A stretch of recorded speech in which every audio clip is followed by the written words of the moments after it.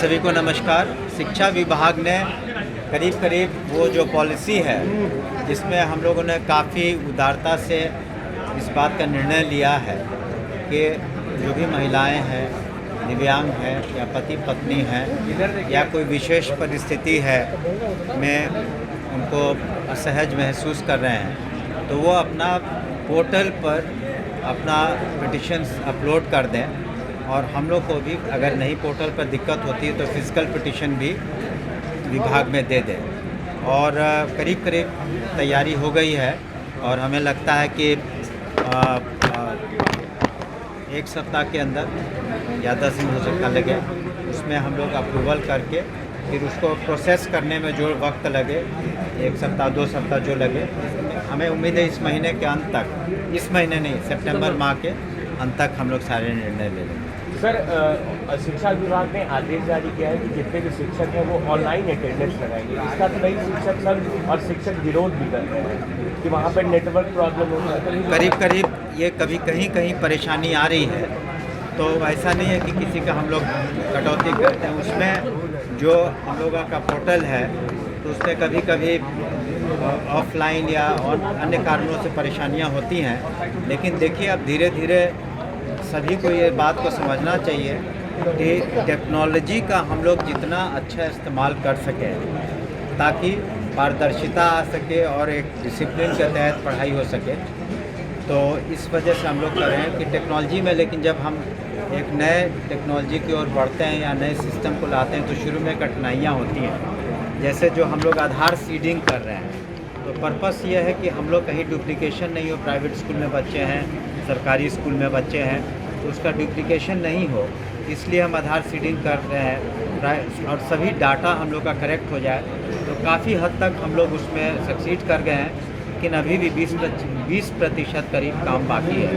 तो टेक्नोलॉजी का अगर हम इस्तेमाल सही तरीके से करते हैं तो उसका फ़ायदा सभी को होगा, शिक्षा विभाग को होगा, शिक्षकों को होगा, स्टूडेंट्स को होगा, पेरेंट्स को होगा।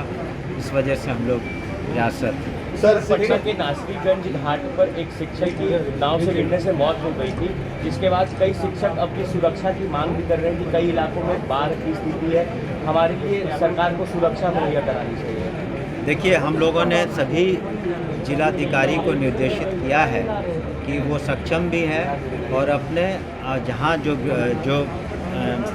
वर्तमान में अगर कहीं बाढ़ की स्थिति है या पानी भर गया तो वो स्कूल बंद करने का निर्णय ले सकते हैं।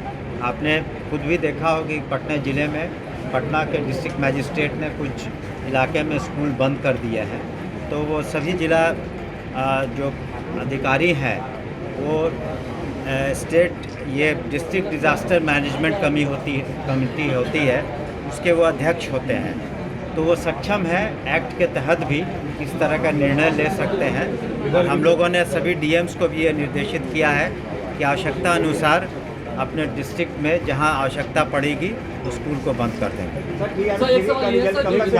वो कुछ कई विद्यालयों में इसका समाधान निकल गया, लेकिन कुछ विद्यालयों में बात सही है कि पेमेंट की समस्या है।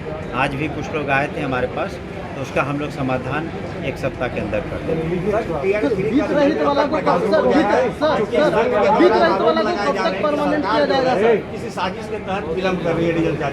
देखिए, जो परीक्षा हुई है, हम लोगों ने भी जो परीक्षा कंडक्ट कराया गया है उनसे भी अनुरोध किया है।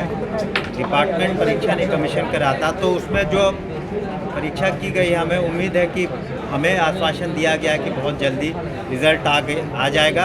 अब तक लिए आपने जो पूर्व में भी जो परीक्षाएं हुई हैं उसका भी आप उल्लेख कर सकते हैं कि उसमें कहीं भी किसी तरह की गड़बड़ी नहीं है और ना ही किसी तरह का आरोप लगे हैं।